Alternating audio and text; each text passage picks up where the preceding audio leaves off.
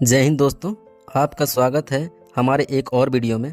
दोस्तों यहाँ हम लोग जानेंगे कि यूपीआई ट्रांजैक्शन को लेकर कौन कौन से 5 नए नियम सरकार के द्वारा लागू किए गए हैं। तो चलिए एक एक करके हम लोग सभी नियमों को जानते हैं। दोस्तों जो पहला नियम है वो ये है कि अब वैसे यूपीआई आईडी बंद हो जाएंगे जो 1 साल से कोई भी लेन देन नहीं किए हैं। मतलब जिन लोगों ने यूपीआई आईडी तो बना लिया लेकिन 1 साल या इससे ज्यादा समय से पैसे का ट्रांजैक्शन या लेन देन अभी तक नहीं किए हैं तो वैसे यूपीआई आईडी बंद हो जाएंगे। दोस्तों ऐसे में फ्रॉड होने के ज्यादा चांस होते हैं, इसलिए ऐसे आईडी को बंद कर दिए जाएंगे। दोस्तों अब हम लोग जानते हैं अगला नियम के बारे में। इस नियम के अनुसार अब यूपीआई से जो लेन देन होता है उसकी दैनिक लिमिट बढ़ा दी गई है। पहले यह लिमिट एक दिन में 1 लाख रुपए की थी, लेकिन अब इस लिमिट को बढ़ाकर एक दिन में 5 लाख रुपया कर दिया गया है। लेकिन दोस्तों यह बढ़ी हुई लिमिट सबके लिए नहीं है, यह केवल हॉस्पिटल और शैक्षणिक संस्थान के लिए है। मतलब यूपीआई से एक दिन में 5 लाख का ट्रांजैक्शन मतलब लेन देन आप केवल हॉस्पिटल और शैक्षणिक संस्थान में ही कर सकते हैं, बाकी स्थानों पर लिमिट एक दिन में 1 लाख ही रहेगी।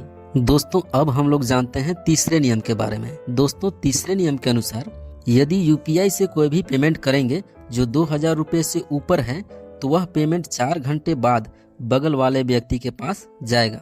लेकिन यह नियम सबों के लिए नहीं है, यह केवल उनके लिए है जो यूपीआई के नए यूजर हैं, मतलब जो पहली बार यूपीआई से पैसे ट्रांसफर करेंगे। यह नियम केवल उन्हीं के लिए है। यह नियम इसलिए बनाया गया है दोस्तों ताकि जब कोई नया यूपीआई आईडी बनाए और यदि उसके साथ किसी प्रकार का फ्रॉड हो जाए तो वह 4 घंटे के अंदर यदि इसकी शिकायत करता है तो उसके द्वारा धोखे से किया गया पेमेंट का पैसा वापस उसके बैंक अकाउंट में आ जाएगा। लेकिन दोस्तों कभी कभी पुराने यूजर भी फ्रॉड का शिकार हो जाते हैं। तो दोस्तों यूपीआई फ्रॉड से बचने के लिए अपना मोबाइल किसी अनजान व्यक्ति को ना दें, किसी को भी फोन पर अपना बैंक डिटेल ना दें और किसी भी प्रकार का प्रलोभन में आकर किसी के द्वारा भेजे गए लिंक पर क्लिक ना करें। दोस्तों अब हम लोग जानते हैं चौथा नियम के बारे में। दोस्तों इस नियम के अनुसार अब आपको यूपीआई पिन बनाने के लिए एटीएम की जरूरत नहीं पड़ेगी।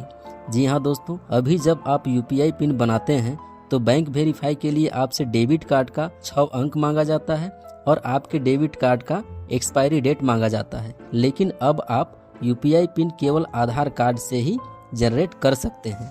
दोस्तों अब हम लोग जानते हैं 5वां नियम के बारे में। दोस्तों 5वां नियम जो है वो एक नया अपडेट है जिसको हम लोग यूपीआई एटीएम के नाम से जान सकते हैं। दोस्तों अभी जब आप एटीएम कार्ड लेकर एटीएम में जाते हैं तब आप कैश निकालते हैं, लेकिन आने वाले समय में आप जो गूगल पे, पेटीएम, फोन पे का यूज करते हैं इसी से आप एटीएम से कैश निकाल सकते हैं। दोस्तों यूपीआई एटीएम मशीन को लेकर अभी प्रोसेस चल रहे हैं।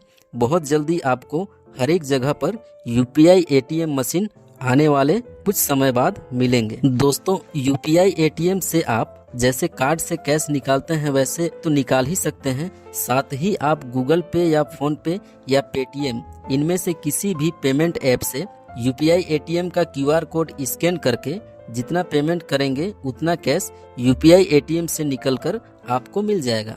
तो दोस्तों अब एटीएम कार्ड घर में छूट जाए तो भी आप यूपीआई एटीएम से कैश निकाल सकते हैं। बस आपको यूपीआई एटीएम में क्यूआर कोड वाले ऑप्शन को क्लिक करना है और क्यूआर कोड को स्कैन करके पेमेंट करना है। तो इस प्रकार दोस्तों कैश निकालने के लिए भी एटीएम कार्ड की जरूरत नहीं पड़ेगी और यूपीआई शुरू करने के लिए भी एटीएम कार्ड की जरूरत नहीं पड़ेगी।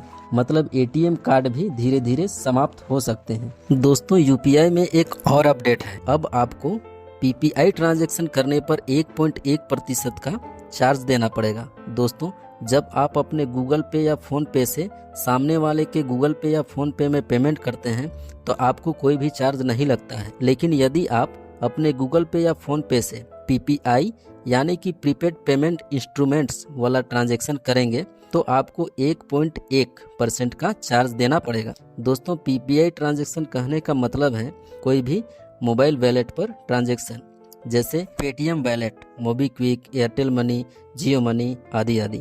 इन सब में से किसी में भी ट्रांजैक्शन करने पर अब 1.1% का चार्ज देना पड़ेगा। तो दोस्तों ये था यूपीआई पर नया नियम और अपडेट।